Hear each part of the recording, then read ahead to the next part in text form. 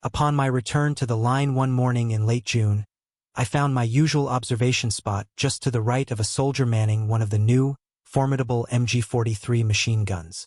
The weapon's incredible rate of fire blurred the sound of individual bullets into a distinctive noise, more like fabric tearing than a gun firing. Its most valuable feature, perhaps, was its reliability, functioning flawlessly even in the muddy conditions of the Volya region. As was often the case, the infantryman was a stranger to me, and we exchanged few words beyond noting enemy movements. Not even 30 minutes after I arrived, a Soviet attack boiled up from the dense undergrowth of the dead zone. The gunner, instantly alert, unleashed a continuous fusillade across our front. I called back a fire mission, asking our 75mm artillery to create a curtain of shells about 25 yards ahead of our trench, as close as I dared with the Soviet troops pressing forward. I added the fire from my own MP-41 submachine gun to the storm of lead pouring from my comrade's weapon. Despite the eerie lack of return fire and no clear targets in the thick foliage, we swept our weapons across the entire field before us, soon joined by the slam of our heavy guns. When the MG-43's barrel finally glowed with heat from the ceaseless firing, the soldier wrenched it off, tossing it into a nearby puddle where it hissed and steamed. He locked a new barrel in place and resumed his blistering fire, already standing in a pile of spent casings. Half an hour may have passed with no break in the action. After emptying my third or fourth magazine, I ducked behind the timber wall to reload, not wanting to present a target for the 15 seconds it took. It was then I noticed the machine gun had fallen silent. I assumed he was also reloading or changing his barrel again. A glance to my right revealed the gunner slumped on the ground. A moment later, I saw blood seeping from a hole in his temple, just beneath his helmet's rim. The shot that killed him was lost in the battle's roar, but its precision told me it was a sniper. There is little time for reflection in combat, but the thought shot through me that it could have been my body lying there if I hadn't ducked down at that exact moment. Crouching low behind the log defenses, I scrambled 15 yards to the next position to warn them they had lost their machine gun support. While a regular infantryman would have had to stay and fight, my role as a forward observer allowed me the freedom to leave that now vulnerable spot, escaping the fate of my unknown companion. On June 28th, the relentless struggle in the Volya region concluded in a German victory. After our arrival 3.5 months earlier, the Reich's Army High Command announced the capture of roughly 33,000 Soviet Army prisoners, along with 650 artillery pieces, 170 tanks, and thousands of machine guns. Among the captives was General Korolev, who would later command units of Russian prisoners who chose to fight with Germany against the Soviet communist regime. Seen as a traitor by his own people, he was executed after the war. The German soldiers who survived the Volya pocket suffered immensely through those months of combat. The condition of those of us who made it out was often not much better than that of the prisoners we took. My own weight had fallen by 25 pounds, leaving me an emaciated 160. Many of my comrades endured far greater health issues. As I later walked across the bitterly fought-over ground, what was once dense forest was now a vast expanse of tree stumps reaching to the horizon. The Soviet dead, or more accurately, their dismembered bodies, littered the churned earth. The smell was indescribably vile. The battle had been a horrific ordeal in nearly unimaginable misery, yet our victory bolstered our conviction that Germany would ultimately triumph in the East. That summer, a fresh offensive in the South gave us further reason to hope that the final victory was near. On July 1, 1942, the 72nd Infantry Division was moved about 75 miles northwest to the perimeter of the Chernaya salient, some 15 miles west of our former position at Orlovka. The Soviet forces here had been cut off from their main armies during the prior summer's campaign and were now trapped in a large pocket with their backs to the Bay of Krona. Though our division held a 15-mile front, the general quiet offered a welcome respite. Shortly after we arrived, my company commander awarded me the Infantry Assault Badge for close combat service, an honor given for an accumulation of time in action rather than a single deed. While no major battles occurred at the Chernaya salient, our heavy guns did help repel squad-sized infiltration attempts by Soviet soldiers about once a week. According to prisoners, the main goal of these raids was to capture one of our highly effective MG-43 machine guns, which I had first seen in action at Volya. Raiding parties also moved from our side into the dead zone, just as they had at Orlovka. These teams, varying from a dozen men to rare 100-man units, scouted enemy positions and tried to take prisoners for intelligence. During these forays, I was always ready to call in our company's artillery to cover their retreat if they ran into trouble. Usually, this support wasn't needed, but our howitzers did rescue the situation a couple of times. Despite the occasional skirmishes, our 2 months at the Chernaya salient gave our division much-needed time to rest and absorb replacements. The 3.5 months of continuous combat at Volya had been an anomaly. Normally, troops were given a break after 3 or 4 weeks of intense fighting. On a quiet front like this one, soldiers spent 80 or 90% of their time on the line, with rare rotations to the rear. We sometimes even found time for a game of cards or to write a letter in our bunkers. In this respect, as in many others, our heavy weapons company was better situated than a standard infantry company regarding the balance of time at the front versus in the rear. On August 1st, I was promoted to corporal. A week later, I received the Eastern Front Medal, which we grimly called the Order of the Frozen Flesh, for having survived the brutal winter that claimed so many. More importantly, I was granted a long-overdue 3-week leave. On August 11th, I left the salient and started the 1,000-mile journey back to Germany. Having last seen my family and Lieselot in November 1940, it felt surreal to be finally going home. While fighting in Russia, home had seemed a world away. When our train reached the Reich's border at Memmelberg in Ostland, military authorities made everyone disembark for a thorough delousing. All our clothes and possessions were steam-treated in a large chamber while we took long, hot showers. Finally free of pests, we continued into Germany. The feeling of relief at being out of Russia was immense. When I arrived in Feldheim 3 days after my departure, my family's welcome was even warmer than when I had returned from Belgium. After 20 months, my sisters had grown so much I barely recognized them, especially 5-year-old Gretchen. Playing with her was a highlight of my leave. The way my family treated me made me feel like a returning hero. My mother even set out special meals for me in a separate dining room, to the envy of my siblings, who would sing a little song outside the door about a quiet call for pastries. Even with so many men serving in the military, soldiers were still held in high public esteem. Proud of my service, my mother insisted I wear my uniform for a shopping trip to the nearby town of Altenburg. Despite their best efforts, settling back into the pleasant rhythm of family life was impossible, unlike after the French campaign. A soldier returning from Russia was a changed man. The psychological toll of living in constant danger still lingered within me. The familiar routines of farm work proved more calming than any attempt to simply relax, but it would take years for the stress to truly fade. Beyond the immediate tension, the fighting and killing had likely scarred my soul in ways that time could never mend. While the farm was unchanged from my youth, much was different in Feldheim. The government had begun sending prisoners of war and conscripted foreign laborers to work in factories and on farms, replacing the men at the front.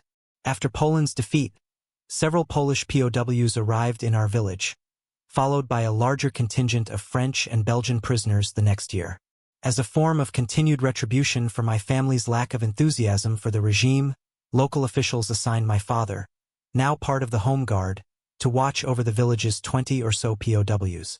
This meant he had to spend nights at the local pub, where the prisoners were locked in the ballroom. At 50, he would have struggled to handle an escape attempt, but fortunately, he got on well with the men and never had any trouble. One of the Belgians later told him, "Well, Herr Richter, you won't be a guard for much longer. Soon, you will be the prisoner and we will be the guards under this labor program." Our family was assigned a Polish POW named Stefan, a factory worker from Lodz. They treated him like any German farmhand, working alongside him in the fields without issue. Though regulations said POWs should eat separately, my mother ignored them and always set a place for Stefan at our table. Eventually, the rules were relaxed and with special permission, my family gave Stefan a room in the old part of our house where my grandparents once lived. This positive experience was repeated later with 2 Belgian POWs the government sent to help on the farm. Despite these changes, life in Feldheim still felt almost normal, and the war seemed distant for those not directly involved. Halfway through my visit on August 21st, I left for Bremen to see Lieselot. Though 2 years had passed since we'd spent real time together, our frequent letters had deepened our bond, even though she was still engaged to a florist's son. Arriving in Bremen, I met Lieselot near the arcade across the Weser River from the city hall, where she now worked. In the half-day we had, we quickly rekindled the closeness of our early relationship as we walked and talked. Our time together was everything I had dreamed of while freezing in the snows of Orlovka and mired in the mud of the Volya region. The moment I saw her, I began to think seriously that she would make a wonderful wife, regardless of her engagement. Unable to hide my feelings, I told her, "Forgive my intrusion, but my feelings for you haven't changed. What you decide is up to you, but I needed you to know just before I boarded the train back to Feldheim." She gave me a small gold clover leaf, promising it would bring me luck. Tucking it into my tunic's breast pocket, I felt certain it was only a matter of time before we were together again. Yet we both knew a soldier's fate was uncertain. Despite the widespread optimism about German advances that summer, it was clear many men would not be coming home. By the time I returned from my furlough in early September, part of the 72nd Division had been transferred 70 miles south of Petrovgrad to a position on the north shore of Lake Valdai, only about 20 miles south of the Volya battlefield. When I rejoined my company, it was quartered in deserted Russian houses on the outskirts of the ancient city of Velikovo. Our mission was to guard the lake's northern coast against potential amphibious landings from the Soviet-held eastern shore, a relatively simple task. We were confident that even if the Soviets managed a surprise landing, the natural defensive advantages of our position would allow us to push them back into the water. We stayed vigilant, but there was little real fear of an attack. On October 15th, the 191st Infantry Regiment was renamed the 191st Grenadier Regiment, a change meant to reflect an increase in heavy weapons like machine guns and large mortars. In truth, any new firepower couldn't fully compensate for the manpower losses that had reduced our strength by at least a battalion. We kept a strong sense of pride in our unit and saw little meaning in the name change. Despite regular training, our quiet sector allowed for more relaxation. While the weather was still warm, some of us would lie by the shore of Lake Valdai, feeling like my leave had been extended as I sat in the sun reading letters from home. Following my visit to Bremen, my correspondence with Lieselot had become more frequent. Within weeks, I received the news I'd been hoping for. She had broken off her engagement to build a relationship with me.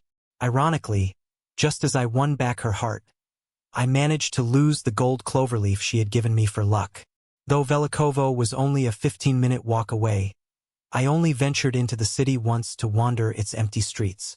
Like most Soviet towns, it was filled with small wooden shacks and plain concrete buildings. Only the large bronze statues in the central square impressed me. A visit to one of the city's onion-domed churches, so typical of Russia, was a mixed experience. While the exterior was intact, the dilapidated interior had been used to store grain or beets. This desecration reinforced my belief that the communists were barbaric atheists, a grave threat to Europe's Christian heritage. Meanwhile, other soldiers from my regiment took advantage of the lake to go fishing. Instead of rods or nets, they'd toss blocks of explosives into the water, causing stunned or dead fish to float to the surface. In a tragic accident, soldiers fishing this way were killed when they accidentally blew up their own boat. Even in the quietest moments in Russia, death was never far. As part of their general counteroffensive in the winter of 1941-42, the Soviet army had attacked German lines south of Lake Valdai. By early February, they had isolated our units around the Kulm area, forcing the troops there to be supplied by air. In late April, the Reich's army counterattacked and broke through an overland route to the pocket, but the supply corridor, only 4 miles wide, remained fragile. At the end of November 1942, the 72nd Infantry Division was sent south of the lake to help protect this vital but vulnerable land bridge. With another Russian winter descending, our division moved into the hilly terrain of the Valdai Hills. As usual, most of us were unaware of our geographic location, only our immediate tactical situation. The fighting at the Kulm pocket was fairly constant, though less intense than what we had faced at Volya. We resisted several large assaults and frequent smaller raids, sometimes giving or taking ground, but the front lines stayed relatively stable. While these operations were significant, it was the small, personal encounters that I remember most. Upon reaching our new post on a low ridge, my communications specialist and I joined other soldiers in a large, above-ground bunker. The frozen earth made it impossible to dig, so it was built with log walls camouflaged by snow, with an extra snow wall facing the enemy. Nearby stood a small observation tower. Despite our efforts, we were soon plagued by a Soviet sniper. Fearful of being hit, we were confined to the bunker during daylight. After several days of this, my frustration boiled over. I grabbed a rifle and made my way to the snow rampart. Kneeling, I carved a small peephole through the wall with my hands. I scanned the winter landscape, but nothing gave away the sniper's position. Suddenly, a shot tore through the snow wall, passing just over my helmet. Conceding defeat in our brief duel, I pulled my rifle back and ducked into the bunker. We would just have to live with the threat. Soon after, while I was in the observation tower, I spotted a Russian soldier walking in the open, about 500 yards away. I shouted down a fire mission, and an infantryman dropped a 50mm mortar round into its tube. The shell landed 50 feet from the Russian, who, startled into realizing his danger, began running through the deep snow. Despite a half-dozen more rounds falling around him, he somehow escaped unharmed. Sometimes war felt more like a game than the deadly struggle it was. My turn as the hunted came a few weeks later at another bunker. The morning after I arrived, I woke to a fresh foot of powder snow. I left the bunker with a field telephone and trudged a short distance through the picturesque landscape to a good observation point. Concealed by my white camouflage, I remained standing to get a better view. A quick scan revealed 2 Soviet army bunkers protruding from the ground less than 100 yards away. Freshly built and only partially covered by the new snow, they were a clear challenge to our control of the area. I selected the larger of the 2 and called back firing coordinates to one of our 150mm howitzers, requesting a single round on the target. In a couple of minutes, an explosion erupted 20 yards to the left of the bunker. After adjusting, the second round landed 10 yards to the right. Moving a little closer, I made another correction and requested a delayed fuse. This round hit its mark, smashing through the bunker's roof. There was a loud whoosh of air as the shell detonated inside. A moment later, a little white smoke drifted out. Before I could target the second bunker, enemy mortar rounds began bursting around me. My camouflage had failed. A Soviet observer had spotted me. Now I was the prey. I scrambled clumsily through the snow toward our bunker a dozen yards away. Just past the halfway point, a shell exploded right behind me. I felt a rush of air, but the deep snow absorbed much of the blast, probably saving me from serious injury. Reaching the relative safety of the bunker, I asked a soldier inside if I'd been hit. He examined my padded jacket and confirmed it was peppered with tiny holes from shrapnel. Over the next half hour, he painstakingly removed the metal fragments from my skin. Once again, I had been lucky. Targeting enemy bunkers was a great challenge, and it became my favorite task. My success in knocking out a half-dozen of them had earned me a reputation as a specialist within the 11th Company. The destruction of that large bunker on the Kulm corridor, however, had drawn unwanted attention. Around this time, the Soviet army began using loudspeakers to broadcast propaganda and threats in perfect German. About a week after I destroyed the bunker, a soldier from another company asked if I'd heard the Russians calling my name. I hadn't.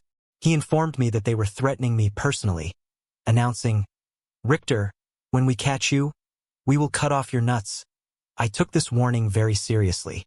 In a recent incident, the Russians had castrated a sergeant and a corporal from one of our regiments. We found them the next day, bled to death. Such brutality strengthened our resolve to avoid capture at all costs, even if it meant taking our own lives. This was a completely different mindset from the French campaign, where I would have surrendered to French troops expecting humane treatment. Realizing the isolated position at the Kulm pocket was a strategic liability, the High Command began withdrawing equipment in early February 1943.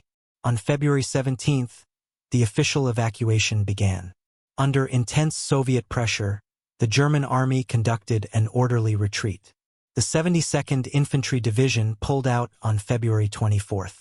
In early March 1943, our division returned to the north coast of Lake Volya, occupying a new defensive line near Velikovo. Now, the thick winter ice on the lake provided a hard surface for the Soviet army to launch land attacks. In the following weeks, however, their assaults across the frozen lake were disastrous. We could spot their approach from a great distance across the flat expanse, even at night when we used floodlights to illuminate the area. When they attacked, our heavier artillery pounded them so effectively they rarely even came within range of our company's guns. The artillery shells shattered the ice, sending men and equipment into the freezing water. In one battalion-sized attack against the regiment next to ours, the Soviets used large motorized sleds, but while they reached our lines, they were quickly repulsed with heavy losses.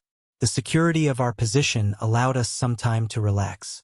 Perhaps the most embraced feature of Russian culture among our troops was the banya, or bathhouse. After steaming ourselves inside, we would run out to cool off in the snow. On one occasion, a snowball fight broke out. Naked, we waged a running battle in the frozen landscape, momentarily forgetting the real war.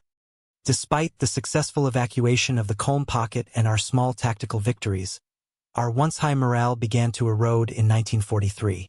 For Army Group North, the war had become a defensive struggle to hold our 1941 gains.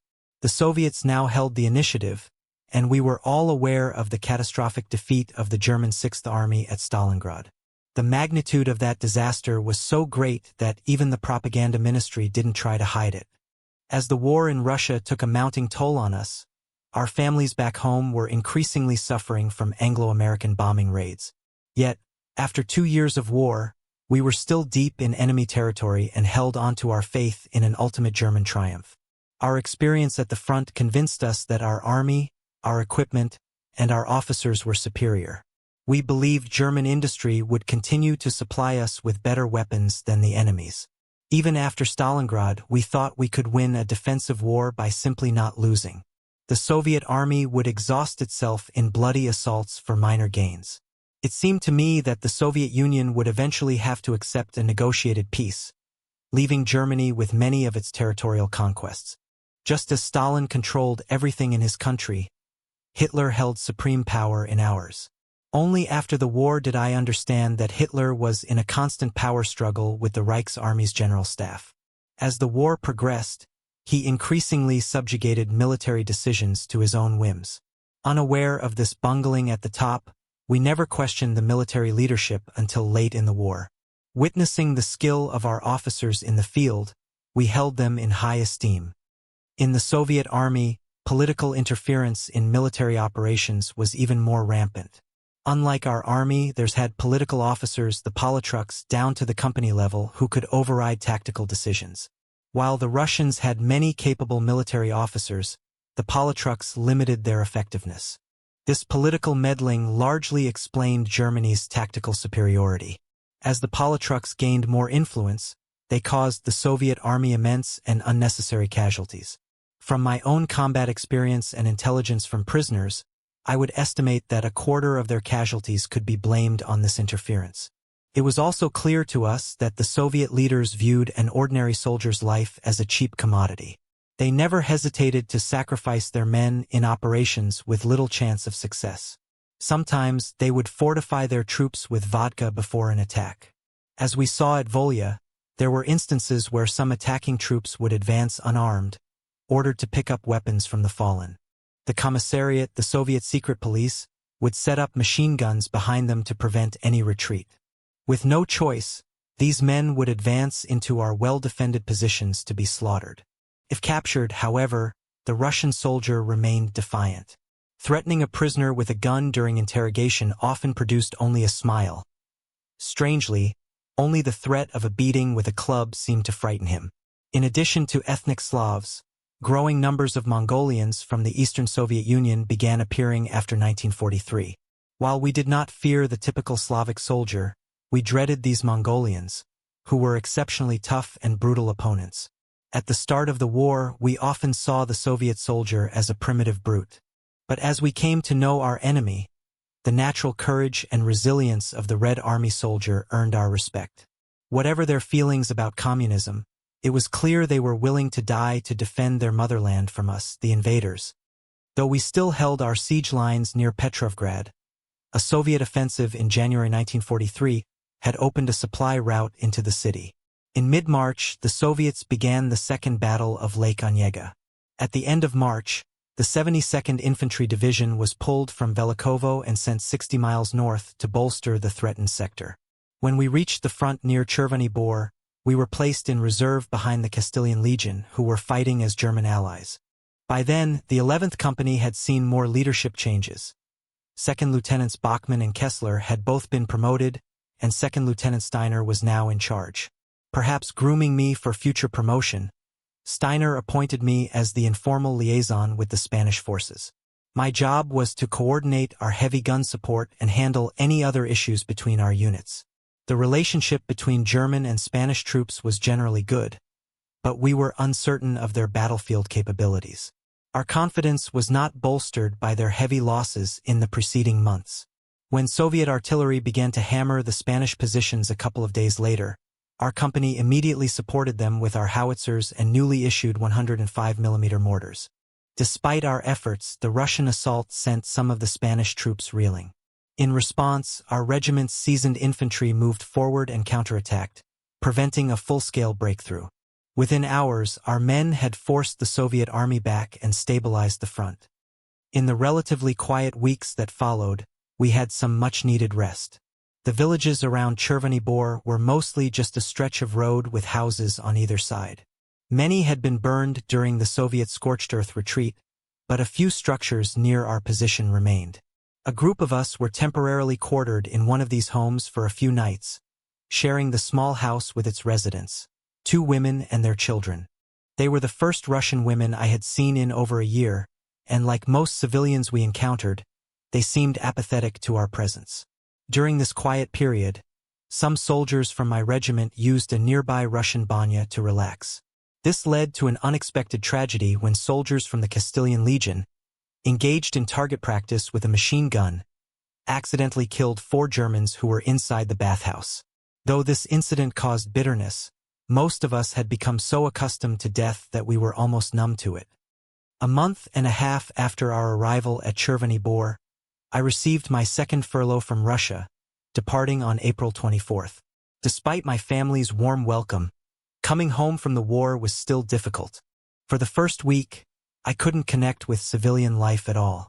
My mind was still at the front, and my nights were filled with combat dreams. Only after a couple of weeks did I slowly begin to readjust. But by then, it was almost time to return.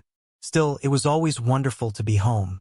On May 8th, Lieselot came to Feldheim for her first visit since breaking off her engagement. Our relationship had grown more intimate.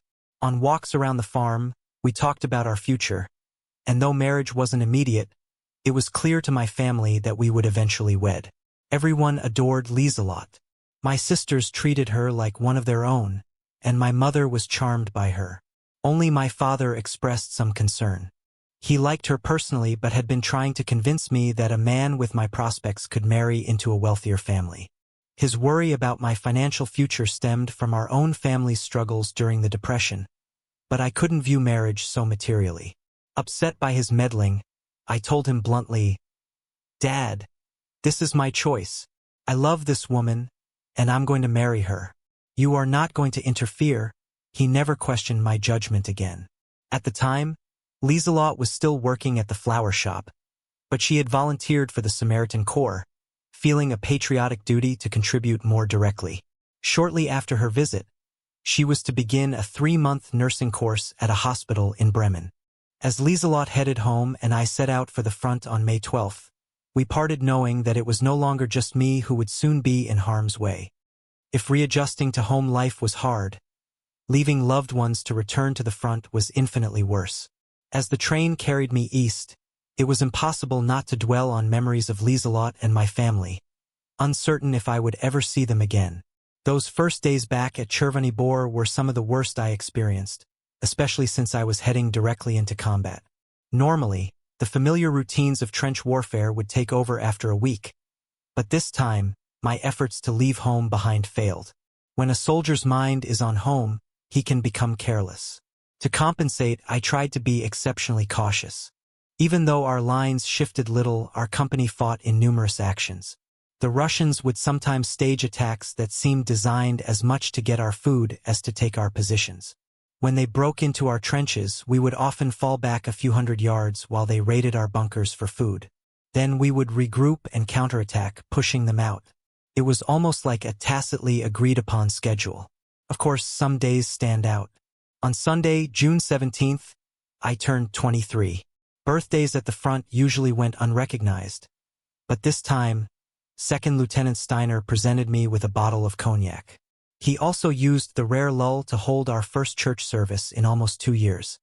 Such breaks never lasted. Sometimes the war struck when you least expected it. While walking among some large trees behind our lines on a quiet day, I heard the distant boom of an enemy gun. Tuning my ears to the whistle of the incoming shell, I realized it was coming very close. I threw myself flat, pressing my body into the damp earth. In that split second, life and death seemed equally possible. The shell landed only 3 or 4 feet away, but mercifully plunged deep into the mud before detonating. The explosion covered me in muck but left me unharmed. Even in our sleep, combat filled our dreams. One night, I came half awake in our bunker, believing we were under attack. Snatching a hand grenade, I yelled, "The Russians are coming!" Fortunately, my communication specialist was fully alert and yanked the grenade from my hand before I could pull the pin. In that confined space, the blast would have killed us both. Though he was my subordinate, rank meant little in that moment. He was a comrade looking out for me, just as I would for him. As the weeks passed, my time at home faded into a distant dream, though Liselot was always in my thoughts. For her 22nd birthday on June 29th, I arranged for a dozen red roses to be sent to her. It was as much an expression of my hope for our future as it was a token of my affection. While my letters to her were mostly about my feelings, I would sometimes mention our operations in terms that would pass the censors. On June 20th, I referenced a duel between our howitzers and Soviet artillery. On July 10th, I noted we had successfully repulsed a Russian assault. Such engagements were routine and otherwise quickly forgotten. On July 22nd, the Soviet army began the Third Battle of Lake Onega, renewing its effort to break the German siege lines east of Petrovgrad. 2 days later, our division was rushed 15 miles from the Chervony Bor sector to a key position on the Volkovo Heights, beside the Svir River. This put us about 4 miles from Lake Onega and 3 miles from the critical rail junction at Lubin. The 72nd Division soon faced some of its most intense fighting of the war as the Soviet 54th Army tried to seize the high ground. The struggle on August 4th was particularly brutal. Our regiment's attempt to regain lost ground had to be called off after meeting stiff resistance and suffering heavy losses. On August 8th, more tough fighting pinned me in a foxhole for hours. A short time later, a strange incident occurred. I was walking along a dirt road from my frontline position to my rear bunker when a young German second lieutenant in a pristine uniform came strolling toward me. This struck me as odd, since we had no units located in that direction. Though I was baffled, the officer didn't seem nervous. He cordially returned my salute as we passed, and I dismissed my unease. 2 hours later, Soviet heavy artillery slammed 50 or 60 shells onto our position with pinpoint accuracy. Only our deep trenches saved us from casualties. My mind flashed back to the mysterious officer. In retrospect, I concluded he must have been a Russian agent gathering intelligence. His close-up view would explain the enemy's precise targeting.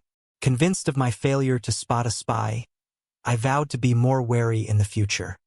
A few days later, I headed to the front line to join my close friend, Sergeant Yeager, who had started alternating with me as our company's forward observer. He was suspicious of the unusual quiet after the recent artillery attack and warned me the Soviet army might be preparing another assault. I decided to study the enemy position myself and climbed a pine tree at the edge of the forest, about 100 yards behind our trenches, hauling a field telephone with me. Half an hour after I settled into my perch 20 feet up, for T-35 tanks appeared and began a slow advance across the flat ground toward me. Soldiers rode on top, followed by a large number of infantry. While our heavy guns weren't designed as anti-tank weapons, I knew from experience we could accurately target a small area and potentially halt the advance. I used the field phone to direct one of our 150mm guns to fire on the closest T-35, about 500 yards away. The first shell fell to the left, its blast knocking the infantry from the tank but leaving the vehicle undamaged. After a correction, the next round fell short. The third landed very close, missing by only a few feet. After another correction, the fourth round detonated against the turret. The tank stopped dead.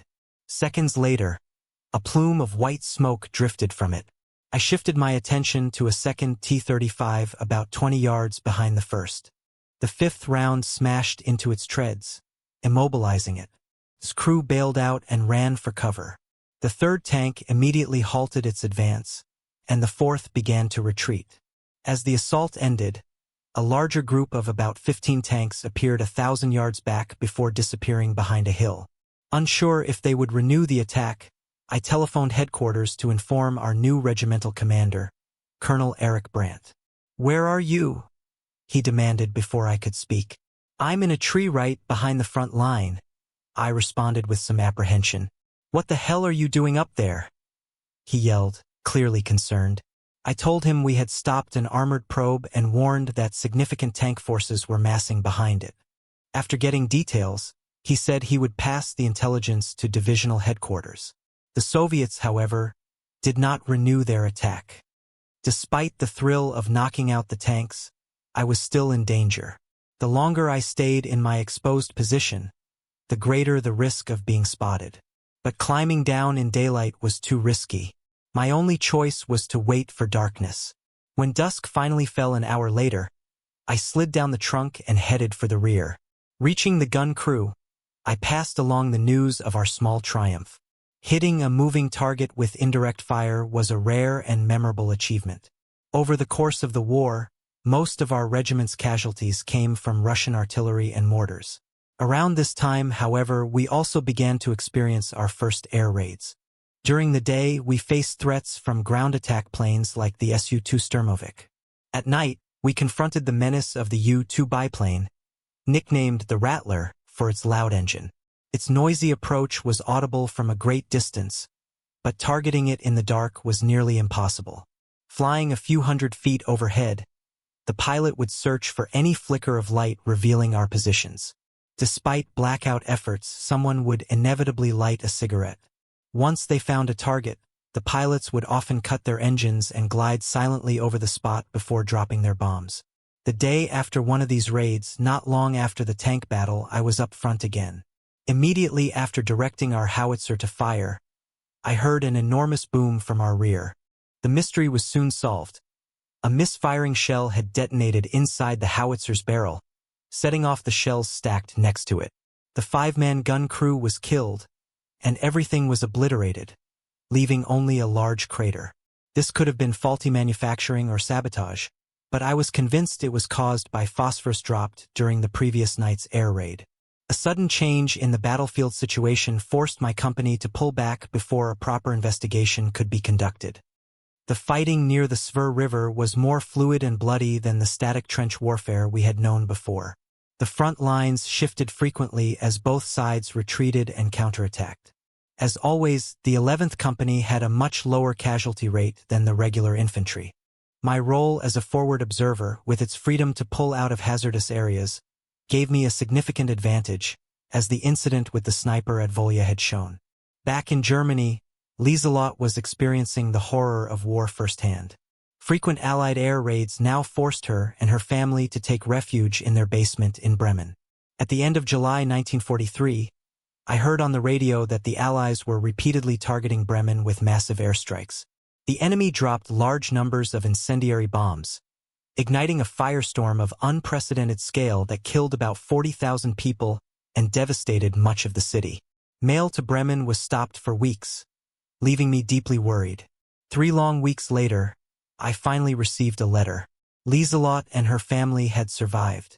By then, she had completed her nursing training and been transferred to a hospital at Cuxhaven on the North Sea coast, a much safer location. In a letter to her, I tried to convey both our difficult conditions and my concerns for her. We are in the most northern part of the Eastern Front, on a large river, the Svir. We are in foxholes and life is truly miserable. We get no sleep. I am waiting for a letter from you about the bombing of Bremen. It would be months before I learned what she had personally endured. Despite the hardships, I still expressed optimism about the war's outcome.